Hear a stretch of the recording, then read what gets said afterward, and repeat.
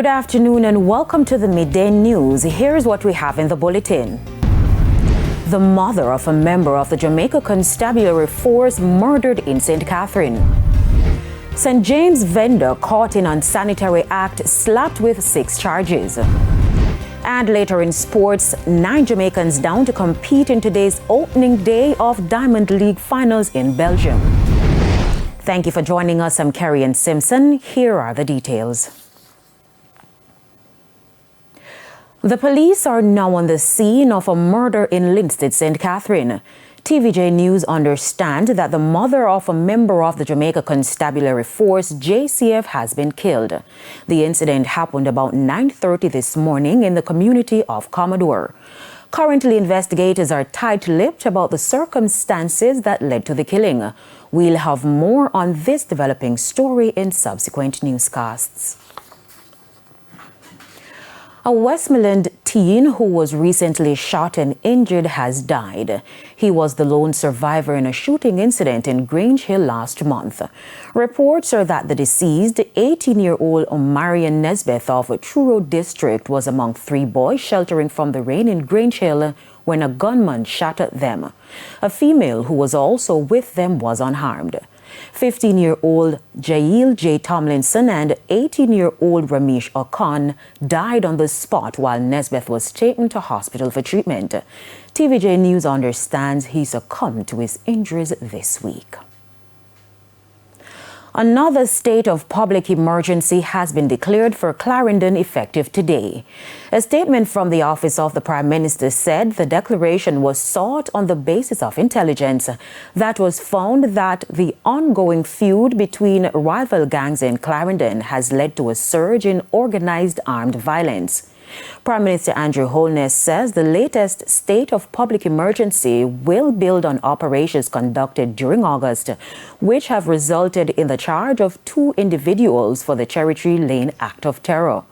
Prime Minister Holness expressed the government's commitment to restoring peace and security in Clarendon, stating that the national security situation in the parish has reached a point where further decisive and urgent action is needed.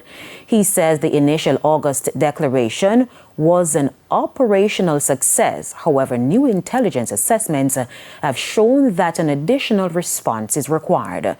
Mr. Holness says the government will not allow criminals to dictate the terms of life and security in any parish. He says the full force of the law, the government will protect the lives of the residents of Clarendon and bring security to their communities. A Manchester-based psychologist is urging persons to not just focus on rising crime, but how increasingly violent incidents are affecting the behavior of youngsters. Krista Campbell has that story.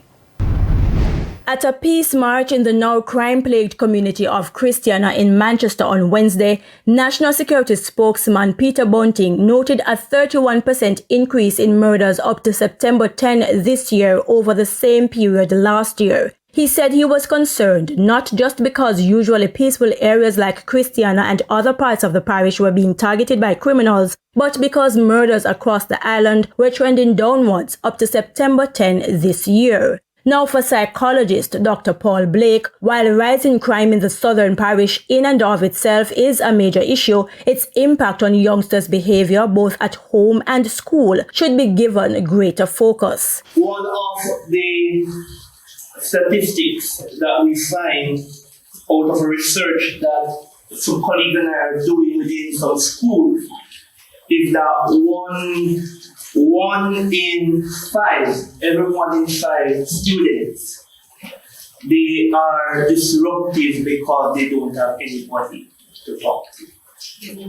And there are always events or situations that take place.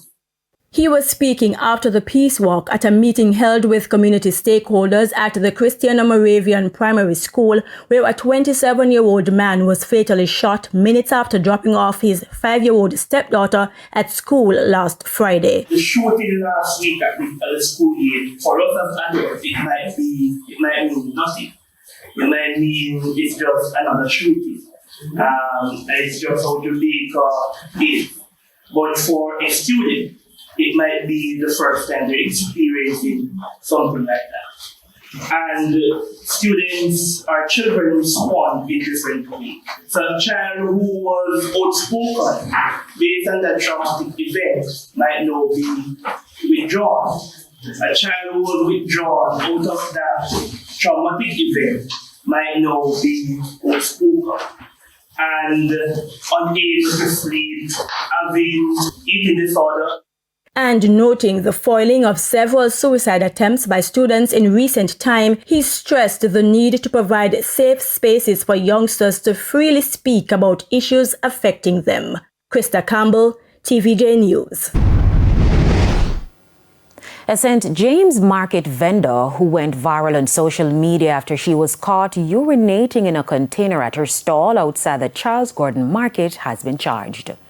Acting Chief Public Health Inspector for St. James, Sharika Lewis, made the disclosure at the recent St. James Municipal Corporation monthly meeting. This person has been charged and will attend court at the end of this month. There were 6 charges, to include having no food handler's permit and also contaminating food items and the vehicle used to transport food. We also want to... And Ms. Lewis highlighted concerns the health department is having with another market in the parish. Of major concern, and we want to be able to get these looked at as quickly as possible to safeguard the health of the public, would include lack of security and pest proofing. There were stray animals observed, and also that the area is accessible to loiterers and scavengers. Still in the parish, St. James craft vendors say they have been barred from making a living as their shops were closed by the St. James Municipal Corporation for failure to pay outstanding rental fees. The vendors who operate at the Old Fort and Harbour Street craft markets in the parish are pleading to the corporation to give them access. More in this report. Not one, but 2 padlocks are on this vendor's shop.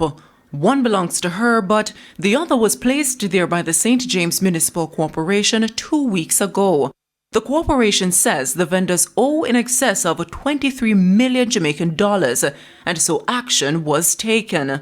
This vendor, Hyacinth Barrett, owes $160,000. They did it overnight, and nobody gave us a written notice stating that we hold this, so your shop is going to be closed.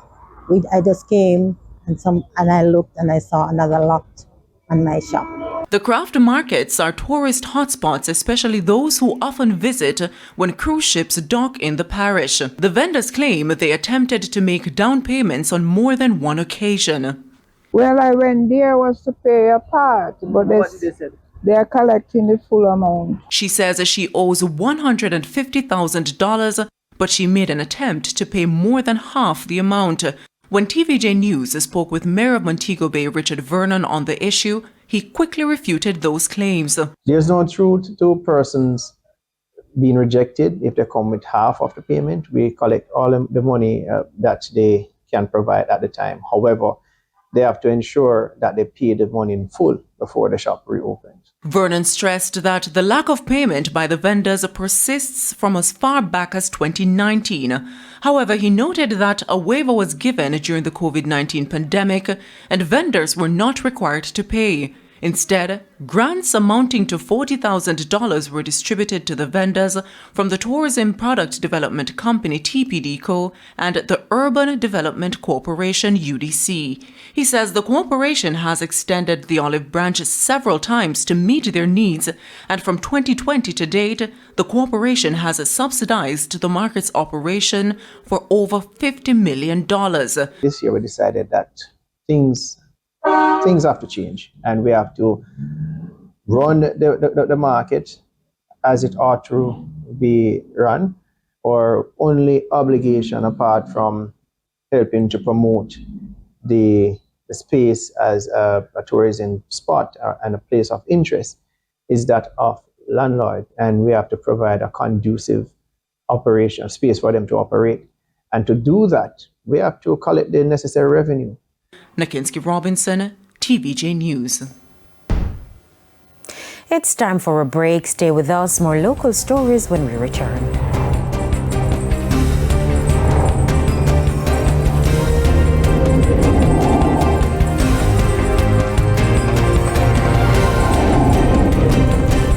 Welcome back to the Midday News. Agriculture Minister Floyd Green has announced that he thinks what could be well-needed solutions to long-standing issues facing coffee farmers. During a tour and talk with farmers affected by the recent passage of Hurricane Beryl, he detailed a comprehensive program to, among other things, fix farm roads and secure better prices for coffee. Krista Campbell reports. A vexed issue for coffee farmers over the past several years, and one which Agriculture Minister Floyd Green now says will finally be addressed: getting a fair price for coffee. He says he's already spoken to buyers about fixing the issue, but has also asked the Jamaica Agricultural Commodities Regulatory Authority, JACRA, in partnership with the Rural Agricultural Development Authority, RADA, to do field work on creating a pricing regime. That regime means the JACRA team is going to have to come out, go into the field, come up with what is the cost of production, and start publishing to the buyers and to you, the farmers, what is considered a fair price for coffee. It's good news for farmers who've long complained the low cost for their produce has been a deterrent for youngsters and women in the industry. The minister says over the next 5 years, JACRA will lead a robust approach to rebuild the coffee industry to, among other things, help fill the demands for the Jamaican brand worldwide. It's being done under the Crop Recovery Expansion Program, CREP, where farm road rehabilitation will be a main focus. Minister Green says 6 farm roads will be selected and fixed each year. We're doing some work Wakefield to Maho. We're going to be doing some work Bangor Ridge to Maho. That road they need fixed? All right. We're doing some work on that this financial year. There will also be training and technical support for farmers. We want to help you with one, inputs, whether that be fertilizer, chemicals, so that we reduce your cost of production. We're going to help you with training because, as you all know, the climate has changed. So how we used to farm 10 years and 15 years ago, we have to look at some of those strategies and we have to come up with new strategies. So we're going to train you what is happening across the world. So we still keep Coventry older than me as minister. And as they age, their productivity level get less and less. So we are going to embark on a massive replanting program in our coffee belt. And we are going to provide you with the things to plant. Krista Campbell, TVJ News. It's now time for the Business Minute. Jamaica earned 27% more money from exports of minerals in the mining and quarrying industry from January to April. The Statistical Institute of Jamaica Statin says these exports were valued at $206.5 million. They were supported by higher exports of alumina. Alumina exports were valued at $183.9 million, 40% above the $131.4 million earned in the same period last year. However, bauxite exports declined by 5.6% to $20.6 million. Further afield, about 33,000 Boeing workers are on strike today.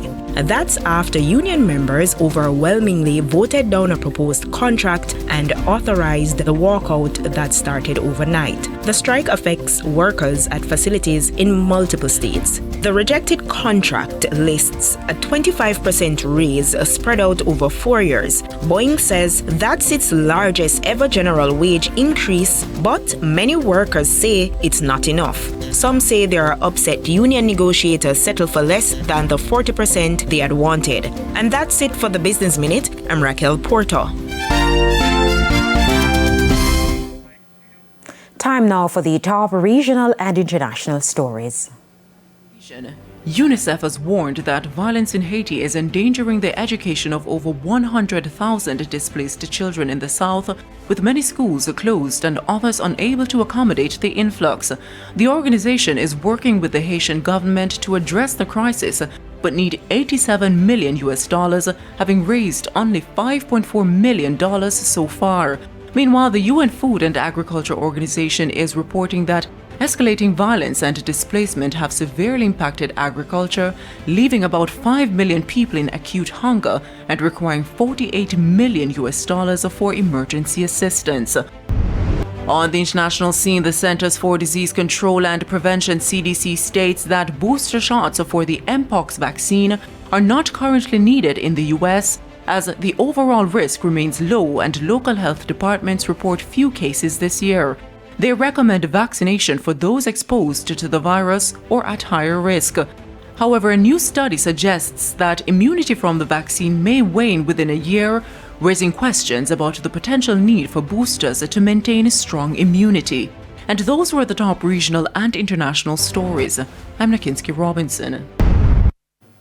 We head to a quick break. When we come back, we'll have your midday sports report.